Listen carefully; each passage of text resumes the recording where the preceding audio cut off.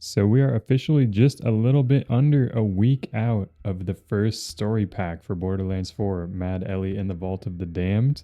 This comes out Thursday, March 26th, and I'm actually super pumped for this one. With this story pack, we get a new Vault Hunter, Cash. He's like a robot rogue type character.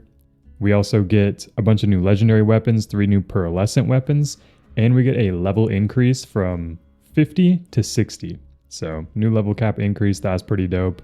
Hopefully they added new things to level up, because right now our best way of leveling up is doing things like vile bounties, which are cool but really repetitive, and they're kind of the only good way to level up the game has right now. So I'm hoping they can add some new things to keep players coming back, because this game is actually a lot of fun. There's just not a whole lot to do in it right now. So yeah, well, I guess we'll see how that plays out. So along with Cash, the new playable character, we get a new map zone. Obviously, new DLCs are going to have new map zones.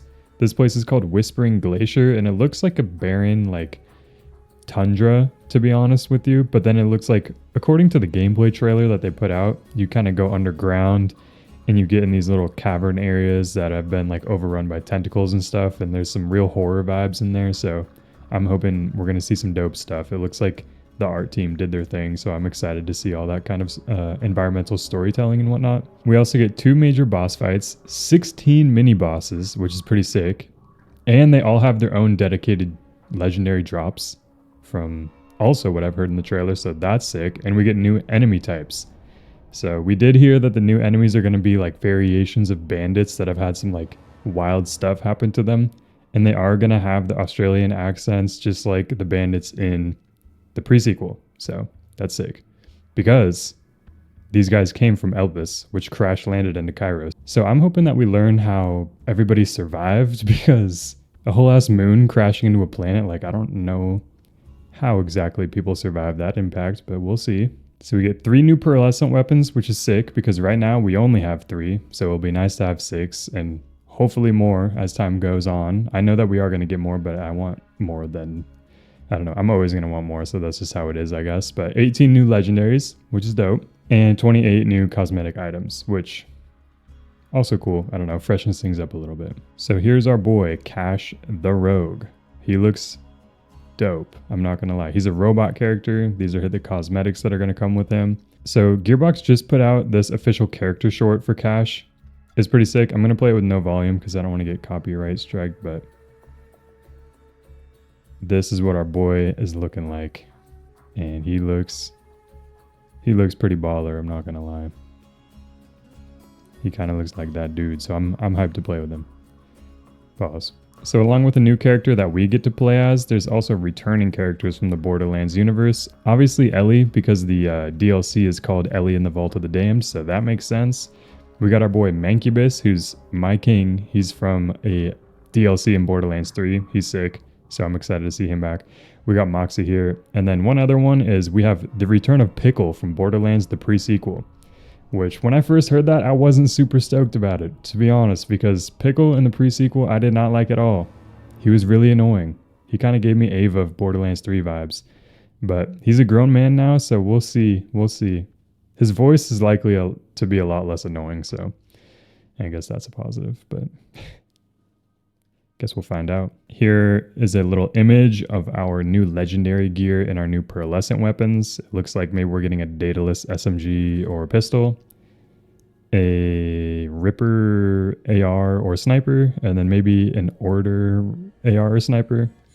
I'm not great with my manufacturers, so correct me if I'm wrong, but that's kind of what it looks like. And I'm hoping that they have unique skins, and I'm hoping this is just a skin that we're going to get as like a cosmetic in the game. So I don't think that this is what they're going to look like, but yeah, I guess we'll find out soon enough. As far as the cosmetics go, we're getting 2 new heads that can be used by all the Vault Hunters, 4 new skins that can be used by all the Vault Hunters, 8 heads that are only usable by Cash, 2 bodies for Cash, which is, you know, standard for all the Vault Hunters. We have a base and an alternate body, so hopefully they add more bodies, because I don't know, I mess with the customization.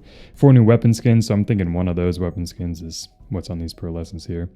4 new vehicle skins, and then stuff for Echo 4. So yeah, A lot of new stuff. Yeah, so this article says cache gameplay reveal coming soon. That gameplay is actually already out. I'm pretty late to this, but you should check that out on Gearbox's YouTube channel. He does look pretty dope, and it gives you a little overview on how his abilities work. The thing I'm most looking forward to is his dual wield pistol ability.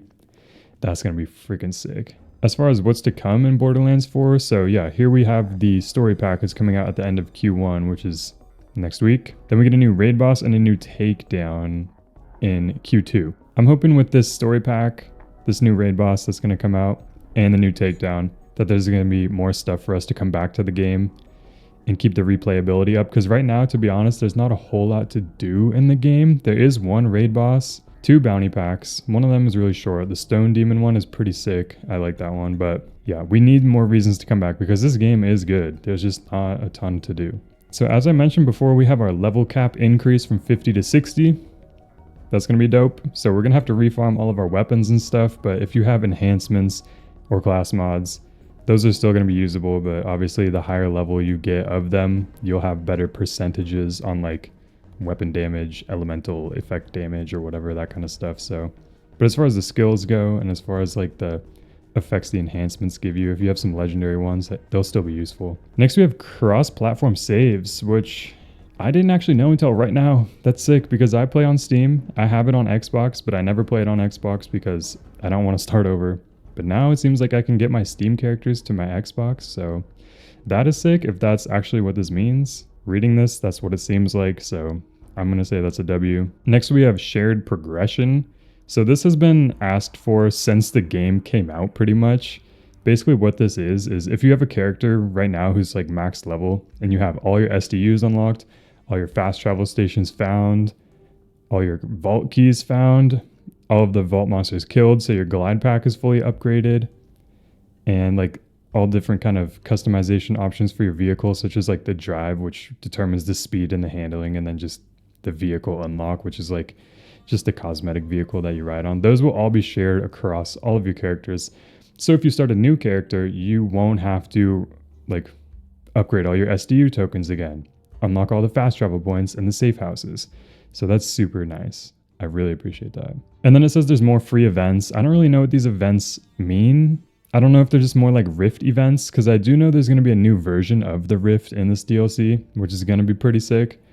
But yeah, I don't know. I guess we'll have to see what these free events are and if they're actually like substantial enough to add some replayability. Basically, their whole goal right now is to build endgame content, which is great because that's kind of what Borderlands is. You beat the game and then the game begins, you know what I mean? So as long as they're aware of that and they're working towards that, I think things should be on the up and up.